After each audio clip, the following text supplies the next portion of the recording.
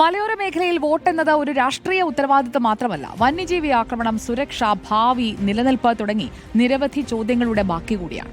ആർക്കാണ് ഞങ്ങളുടെ ശബ്ദം യഥാർത്ഥത്തിൽ കേൾക്കാൻ കഴിയുക എന്ന് വോട്ട് തേടിയെത്തുന്നവരോട് അവർ ചോദിക്കും. മലയോര ജനതയ്ക്ക് പറയാനുള്ളത് നമുക്കൊന്ന് കേൾക്കാം.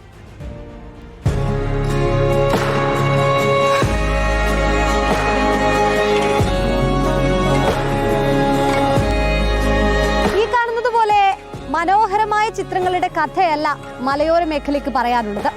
അതിനും അപ്പുറത്തേക്ക് സാധാരണക്കാരായ ജനങ്ങൾക്ക് പറയാനുള്ളതാണ് മലയോര മേഖലയുടെ യഥാർത്ഥ മുഖം.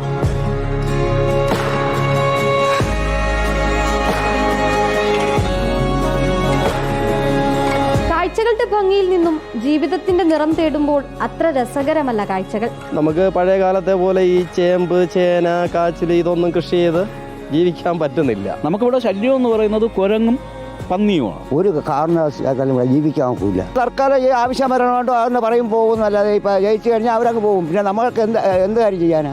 ഇതൊക്കെ ഒരു കോമഡിയാണ്. 6 വർഷം മുന്നത്തെ ആ പകലോർക്കുമ്പോൾ 90 വയസ്സുകാരി സ്വർണ്ണമ്മയ്ക്ക് ഇപ്പോഴും മനസ്സ് പിടയും, വേദന തോന്നും.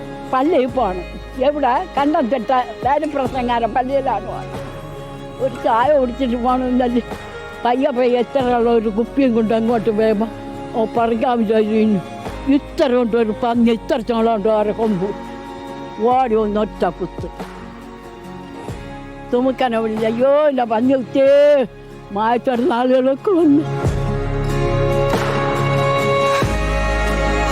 നേരത്തെ അവർ പറഞ്ഞു, സർക്കാർ പറഞ്ഞ് പന്നിയെ കണ്ട് മണ്ണെണ്ണ കഴിച്ച് വന്നിട്ട് മണ്ണെണ്ണ ഒഴിച്ചു വിടണമെന്ന് പറഞ്ഞു. അത് കഴിഞ്ഞിട്ട് പിന്നെ പറഞ്ഞ് പന്നിയെ പിടിക്കാതെ ഇപ്പം എന്ത് ചെയ്താലും നമ്മൾ പകാശ് പറഞ്ഞേ കിട്ടും. കുരങ്ങന്മാർ വേണമെന്ന് പറഞ്ഞാൽ 10-100 ഒരുമിച്ചാണ് വരുന്നത്. അത് പിന്നെ പോവില്ല, 2-3 ദിവസം തങ്ങിയിട്ട് പോകും. ഇന്നലെയും കുരങ്ങന്മാർ വന്ന് ഈ പ്ലാവിൽ കിടന്ന ചക്ക മൊത്തം അടത്തുന്നു പോയി. അതുപോലെ തന്നെ തെങ്ങിക്കിടന്ന തേങ്ങയും കരിക്കും എല്ലാം താഴെ തള്ളിയിട്ടു. ഒരു രക്ഷയില്ല. വന്യജീവികളെ പേടിച്ച് പുറത്തിറങ്ങാത്ത മനുഷ്യർ, കൃഷി പാടേ നിർത്തിയ മനുഷ്യർ, വന്യജീവി ആക്രമണത്തിന്റെ വേദന പേറുന്ന മനുഷ്യർ. അങ്ങനെ ഈ യാത്രയിൽ ഞങ്ങൾ കണ്ടത് ഒരുപാട് പച്ചയായ മനുഷ്യരെയാണ്. ഓരോ തെരഞ്ഞെടുപ്പും വാഗ്ദാനങ്ങളായി മുന്നിലെത്തും.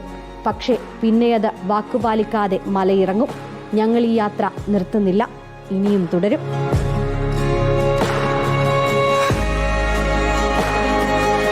വീഡിയോ ജേർണലിസ്റ്റ് വിഷ്ണു പ്രസാദിനൊപ്പം സാന്ത്വന സാജുവും സുനിഷ ഇല്ലൂരുമാണ് തിരുവനന്തപുരത്ത് നിന്നും.